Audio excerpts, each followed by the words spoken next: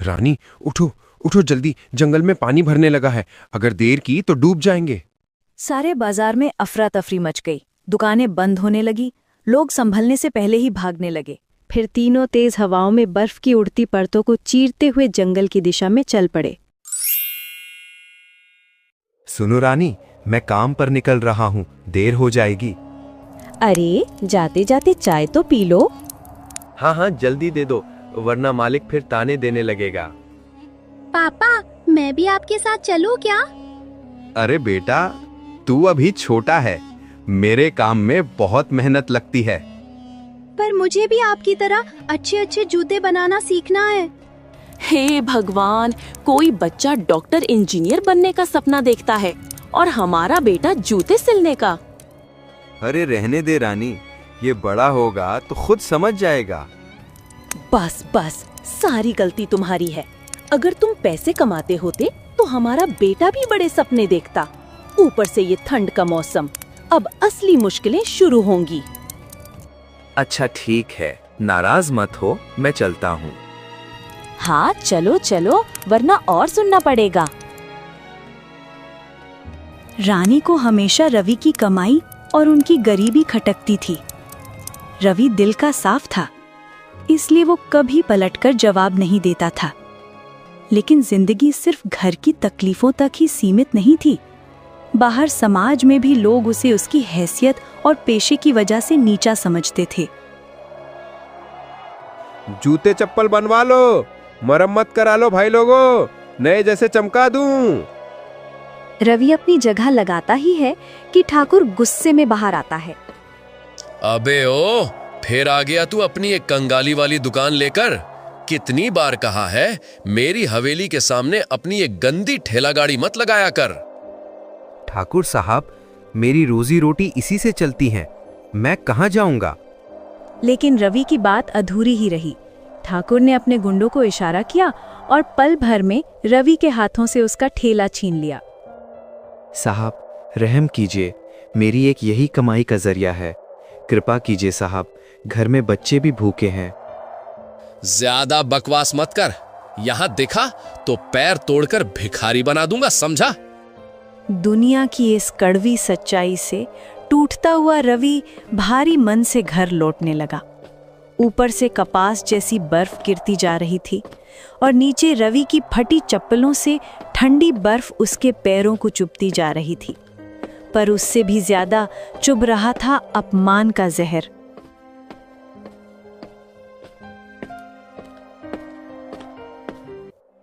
इतनी जल्दी क्यों लौट आए? ठंड में यूं बेवजह घूमने से घर का पेट भरेगा? कुछ काम मिला या फिर वही नाकाम कहानियां लेकर आ गए? रानी, मेरा ठेला आज छीन लिया। क्या? किसने किसने ऐसी बदतमीजी की? वही जमींदार ठाकुर बोला, उसकी हवेली के सामने मेरे जैसे लोग दिखने भी नहीं चाहिए। उसके गुंडे ठेला उठा ले गए। कौन होता है वो ऐसा करने वाला? कानून नाम की कोई चीज नहीं है क्या? जाकर शिकायत करो। शिकायत का क्या फायदा रानी, वहां भी उसी के आदमी बैठे हैं। हम तो गरीब हैं, सजा उसी को मिलेगी जिसने गलती नहीं की हो। तो फिर अब क्या? घर में आटा खत्म, दाल का नाम तक नहीं। आर्यन 2 दिन से सिर्फ सूखी रोटी पर है। मैं तो सह जाऊंगी, पर हमारे बच्चे का कसूर क्या है? सब ठीक होगा रानी, ईश्वर है ना, वो कोई ना कोई राह जरूर निकालेगा। अगर भगवान ने हमारी सुध लेनी होती तो दीवारों से पानी ना टपक रहा होता और हम किसी पक्के घर में होते, न कि इस टूटे फूटे आशियाने में। रानी की आवाज में शिकायत कम और मजबूरी ज्यादा थी। गरीबी इंसान को तोड़ देती है और तानों की चोट वही समझ सकता है जिसके पास जवाब देने की हिम्मत न बची हो। रानी, कल सुबह मैं जंगल जाऊंगा, लकड़ी काट कर लाऊंगा, बेचेंगे तो कुछ पैसे हाथ में आएंगे, चूल्हा भी जलेगा और शायद 2 वक्त की रोटी भी मिल ही जाएगी। और बाकी सामान वो कहाँ से आएगा? सेठ धनपाल के पास जाऊंगा, शायद उधार दे दें। वही सेठ जो हर बार तिरस्कार करता है। खैर, कोशिश कर लो, कोई और रास्ता भी तो नहीं। रवि अपनी पुरानी कमीज के ढीले बटन बंद करते हुए टूटी चप्पलों को संभालता हुआ सेठ धनपाल की दुकान की ओर चला। उम्मीद और मजबूरी उसके कंधों पर बराबर का बोझ बन चुकी थी। नमस्कार सेठ जी, एक बात कहनी थी। अरे मोची, ज्यादा पास मत आ, यहाँ से ही बोल, क्या लेने आया है? साहब, घर में खाने को कुछ नहीं बचा। छोटे बच्चे की भूख देखी नहीं जाती। अगर थोड़ी राशन उधार मिल जाए तो महीने के आखिर तक चुका दूंगा। उधार? तुम लोगों की जिंदगी तो उधार पर ही टिकी है। फिर भी चल, एक रास्ता है, अगर मान जाए तो खाना ले जा सकता है।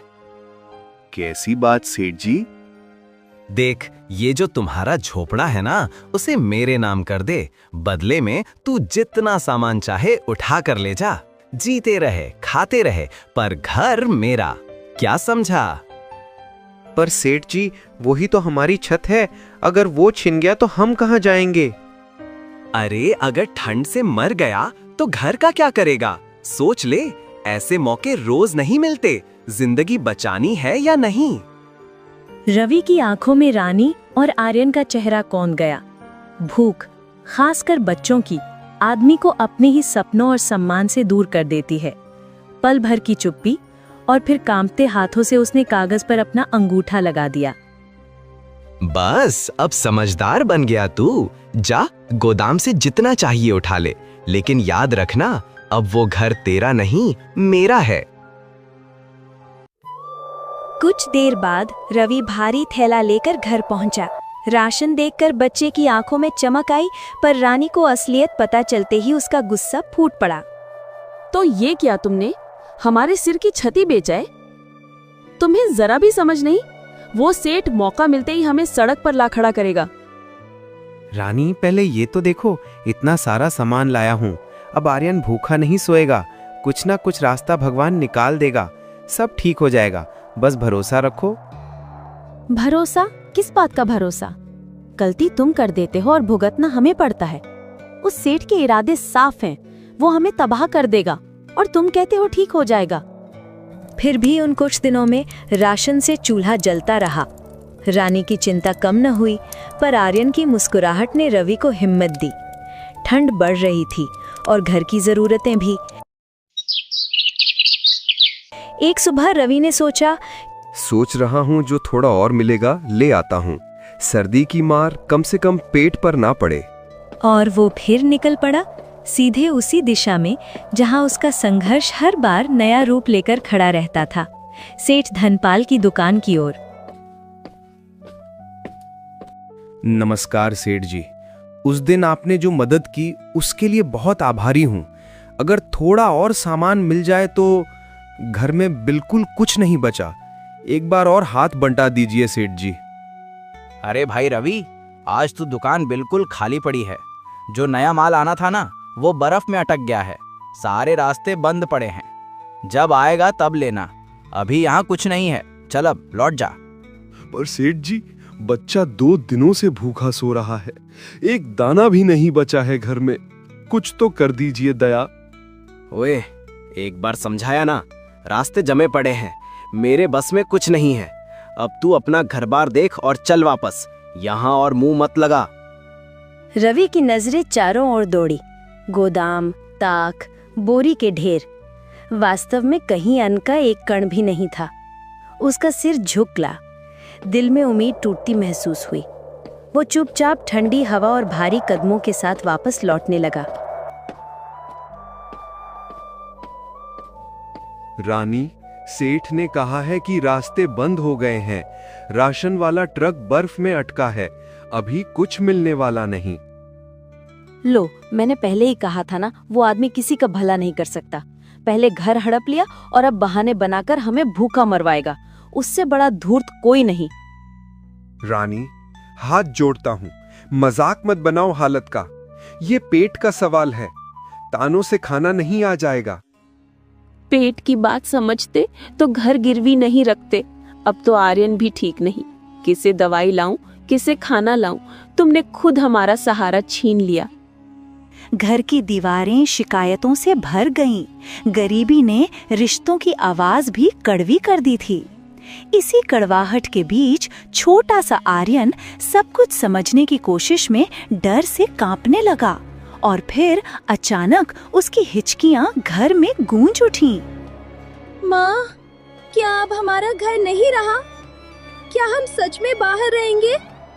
मुझे ठंड लगती है माँ। नहीं बेटा, तुम डर मत, तुम बड़े होकर हमें संभालोगे, पर तुम्हारे पिताजी को मैं कभी माफ नहीं करूंगी। इन्होंने हमारी जिंदगी बर्बाद कर दी।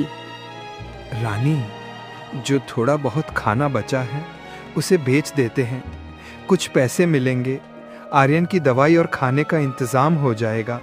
फिलहाल यही सहारा है। कर लो अपनी मर्जी, मुझे तो अब कुछ कहना भी बेकार लगता है। लगता है तुम्हारी चाहत तो हमें मरते देखने की है। रवि ने अपने चेहरे पर हिम्मत की एक लकीर खींची और घर में बची थोड़ी सी दाल आटा का हिस्सा लेकर बाजार की ओर निकल पड़ा। वो खुद को बार बार टूटता हुआ महसूस कर रहा था, पर अपने बच्चे की खातिर वो किसी भी हद तक जाने को तैयार था। अरे दादू, जल्दी करो जल्दी, हवा तेज हो रही है, कुछ गड़बड़ लग रही है। कौन सी हवा? क्या हो रहा है आखिर? अरे सुनते नहीं क्या? लोग कह रहे हैं एक जोरदार बर्फ की आंधी आने वाली है। जो अभी घर से बाहर हैं, वो सब तुरंत अपने घर लौट जाएं। सबको सुरक्षित जगह पर ले जाओ। सारे बाजार में अफरा तफरी मच गई, दुकानें बंद होने लगी, लोग संभलने से पहले ही भागने लगे। रवि ने जल्दी से जल्दी जितने पैसे मिले उन्हें थैले में डाला और बची हुई रोटी उठाई। वो ठंडी तेज हवाओं के बीच घर की ओर दौड़ पड़ा, क्योंकि अब भूख से बड़ी चिंता तूफान से बचने की थी। रानी, आर्यन, जल्दी तैयार हो जाओ, बर्फ का बड़ा तूफान आने वाला है। हमें जंगल की तरफ जाना पड़ेगा, वहां पेड़ों के बीच थोड़ी पनाह मिल जाएगी। आग जलाकर शायद ठंड से बच सकें। गांव के और लोग भी वहीं जा रहे हैं, चलो देर मत करो। जंगल? अचानक ऐसे कैसे निकल पड़े? पर और कोई रास्ता भी तो नहीं। यही सही समय है, यहाँ रुके तो मुसीबत में फंस जाएंगे। जल्दी जल्दी सामान उठा लो, बच्चे का ध्यान रखना, चलो। रानी ने बिना बहस किए जरूरी चीजें समेट ली। फिर तीनों तेज हवाओं में बर्फ की उड़ती परतों को चीरते हुए जंगल की दिशा में चल पड़े। सफेद फुहार हवा में नाच रही थी। आसमान भूरा और भयानक होता जा रहा था। हर कदम डर बढ़ा रहा था। जरा धीरे चलो रवि, ये पहाड़ी रास्ता और ये ठंडी हवा, बुढ़ापे में सांस ही नहीं ले पा रही। हे भगवान, एक पल में हमारी दुनिया कैसे बदल गई। कई घरों के लोग एक छोटे काफिले में जंगल की ओर बढ़ते जा रहे थे। हर चेहरे पर डर की लकीरें थी, पर दिल में एक उम्मीद कि घने पेड़ों की ओट में कहीं थोड़ी गर्माहट मिल जाएगी। रवि ने एक बार पीछे मुड़कर देखा। उसका घर, उसकी मेहनत, सब कुछ वहीं रह गया था, बर्फ की सफेदी में दबता हुआ। आखिरकार वो जंगल पहुंचे और थक कर वहीं पत्तों के बीच रात काटने के लिए लेट गए। रानी, उठो उठो जल्दी, जंगल में पानी भरने लगा है, अगर देर की तो डूब जाएंगे। हे भगवान, कहीं भी चैन नहीं, अब कहाँ जाएं? पेड़ पर चढ़ो, जल्दी ऊपर, मैं आर्यन को साथ लेकर पीछे आता हूँ। चढ़ो चढ़ो चढ़ो। तीनों ने किसी तरह बड़ी मुश्किल में एक ऊंचे पेड़ की शाखाओं पर चढ़कर पनाह ली। अब कुछ दिन यहीं पेड़ों पर रहना पड़ेगा, नीचे उतरना खतरे से खाली नहीं। मैं कोशिश करता हूँ पेड़ पर ही रहने का इंतजाम करने की। क्या करोगे? पेड़ कहाँ घर बन जाएगा? अरे देखने तो दो, कोशिश में क्या जाता है। रवि ने अपने हुनर का इस्तेमाल किया। पेड़ के मजबूत हिस्सों को जोड़ते हुए धीरे धीरे उसने एक छोटा सा प्लेटफॉर्म बनाया, जिसे देखकर लोगों की आंखें खुली की खुली रह गई। फिर उसने डालियों को बांधकर एक झोपड़ी जैसा ढांचा बना दिया, पेड़ पर टिकी हुई एक सुरक्षित जगह। अरे तुमने तो कमाल कर दिया रवि, ये तो सच में घर जैसा लग रहा है। हाँ, बस ऊपर छत की जरूरत है। हवा जोर पकड़ लेगी तो ये खुला हिस्सा परेशान करेगा, इसे ढकना होगा, फिर ठंड भी नहीं कपाएगी। थोड़ी ही देर में वो झोपड़ी एक घोंसले जैसी लगने लगी, आरामदायक और सुरक्षित। वाह पापा, आप तो हीरो हो। मैं बड़ा होकर आप ही जैसा बनूंगा। रवि, तुझ में अद्भुत कला है। अगर तू चाहे तो हम सबके लिए भी ऐसे घर बना सकता है। उसी समय सेठ धनपाल भी उस पेड़ के नीचे आ पहुंचा। ऊपर बनी छोटी सी झोंपड़ी को देखकर वो कुछ पलों तक खामोश खड़ा रहा, फिर उसकी लालची आंखों में चमक आ गई। अरे वाह, ये तो बड़ा शानदार घर बना है। पेड़ पर भी रहन सहन का ठिकाना बन गया। और सोचो तो, अब ये घर तो मेरा ही होना चाहिए, है कि नहीं? क्या ये आपका कैसे हो गया? मतलब कैसी बातें कर रहे हो साहब? अरे ओ रवि, तूने कॉन्ट्रैक्ट पे अंगूठा लगाया था ना, उसमें लिखा था तेरा घर अब मेरा। अब नीचे वाला घर तो बर्फ में बह गया, तो यही घर तेरा बचा है। मतलब अब ये मेरा हुआ। कानून कायदे से बात कर रहा हूँ, समझा? रवि का खून खौल उठा, पर गुस्से से पहले इस बार रानी की आवाज गूंजी। लोभी इंसान, इस हाल में भी पैसे दौलत की पड़ी है। शर्म कर, मानवता नाम की चीज छोड़ दी तूने। शर्म? अरे जिसके पास शर्म होती है उसके नसीब टूटते हैं। हमारे बुजुर्ग यूं ही नहीं कह गए, समझी? अगर तूने हमारे घर पर नजर भी डाली तो यहीं इसी पानी में डुबो दूंगी तुझे, याद रखना। ओहो, मतलब अब मैं डर जाऊं? मेरे हाथों में चूड़ियां नहीं पहनी मैंने, सुन ले। चूड़ियां मैं पहनती हूँ और वो ही तेरे सिर पर फोड़ दूंगी। अरे अरे, शांत हो जाओ रानी, अभी लड़ने का वक्त नहीं है, बस चुप हो जाओ। ठीक है रवि, ये घर तू अपने पास रख ले अभी के लिए, लेकिन मुझे भी ऐसा ही घर बनाकर देना पड़ेगा। बस यही शर्त है, माना कि नहीं? रवि ने बिना झिझके सिर हिलाया। उसकी आंखों में अब डर नहीं था, एक फैसला था। ठीक है, मैं बना दूंगा ऐसा ही घर। लेकिन सुन लो साहब, जो इंसान मुसीबत के वक्त भी लोभ का साथ नहीं छोड़ता, उससे नीच कोई नहीं होता। और ऐसे लोग एक दिन भगवान के क्रोध से बच नहीं पाते। ओए रवि, मुझे ये देवभक्ति वाला ज्ञान मत देना, बहुत देखे हैं तेरे जैसे। चल काम में लग जा। रवि ने कुल्हाड़ी उठाई और फिर से पेड़ के तने पर वार किया। ठंडी हवा में लकड़ी की ताजी खुशबू फैल गई थी। सर्दी अपनी जगह कायम थी, लेकिन रवि के माथे पर पसीना मोती बनकर छलक रहा था। चारों तरफ सन्नाटा था, सिर्फ उसकी कुल्हाड़ी की टक टक टक की आवाज गूंज रही थी। काम करते करते उसने सेठ की तरफ देखा और बोला, सेठ जी, अगर ये तूफान थम गया तो मेरा पुराना घर आप वापस नहीं मांगोगे। वो घर मेरा ही रहेगा, बस ये बात मन में बांध लीजिए। ठीक है, पर मेरी भी एक शर्त है। मेरे लिए जो घर बनाएगा ना, वो 3 मंजिला होना चाहिए। ऐसा दिखना चाहिए कि दूर से चमक उठे। मैं कोई छोटा मोटा आदमी नहीं हूँ, मैं सेठ हूँ, समझा? जो आज्ञा मालिक, आप जैसा कहेंगे वैसा ही होगा। रवि ने दिन रात मेहनत की, लकड़ियां काटी, लताएं बांधी, शाखाओं को जोड़कर मजबूत फर्श बनाना शुरू किया। उसकी हथेलियां फट चुकी थीं, पर हिम्मत जरा भी नहीं टूटी। रानी और आर्यन उसे देखते हुए गर्व महसूस कर रहे थे। अम्मा, बाबू तो जैसे कोई जादूगर लग रहे हैं, लकड़ी से घर बना देते हैं। हाँ बेटा, मेहनत करने वालों के हाथों में ही असली जादू होता है। मैं ही नहीं समझ पाई थी। आखिर वो दिन भी आ गया जब रवि ने पेड़ों पर 3 मंजिला लकड़ी का घर खड़ा कर दिया। पूरा जंगल हैरानी में डूब गया। क्या गरीब का हुनर इतना बड़ा हो सकता है? ओहो, अब आया मजा। देखो तो सही, ऐसा घर तो राजा भी देखकर जल जाए। शानदार, बेहतरीन। साहब, अभी घर पूरी तरह तैयार नहीं, इसको छाल से ढकना होगा, नहीं तो हवा, बारिश और बर्फ अंदर आ जाएगी, घर की दीवारें टूट सकती हैं। नहीं रवि, मेरा घर किसी चिड़िया के घोंसले जैसा नहीं लगेगा। ऐसा ही अच्छा है। मैं सेठ हूँ इस जगह का, मुझे ऐसी सजावट पसंद है। छोड़ो इसे, कोई दिक्कत नहीं होगी। रवि ने बहुत समझाया, पर सेठ अपनी बात से टस से मस नहीं हुआ। इसके बाद गांव वालों के कहने पर रवि ने सबके लिए भी ऐसे ही छोटे छोटे पेड़ों पर घर बनाए और हर घर को पेड़ की छाल से ढक दिया, ताकि ठंड और बारिश रोक सके। देखो रे, जिसे हमने छोटा समझा वही तो असली कारीगर निकला। हमारा सहारा वही बना। रात गहराती गई, हवा की गति बढ़ती चली गई और अचानक मूसलाधार बारिश शुरू हो गई। बिजली चमकने लगी और पूरा जंगल रोशनी से कांप उठा। गांव वालों के छोटे छोटे घर मजबूत और छाल से ढके हुए थे, इसलिए उन पर तूफान ने बस हल्की सरसराहट की। लेकिन सेठ धनपाल के 3 मंजिला घर में कांपने की आवाजें शुरू हो चुकी थी। दीवारें हिल रही थी, शाखाएं चरमराने लगी। अरे भगवान, ये क्या हो रहा है? ये हवा इतनी प्रचंड कैसे हो गई? ओह, ये तो दीवार ही उखड़ रही है। अरे रे, ठंडी हवा सीधी अंदर आ रही है।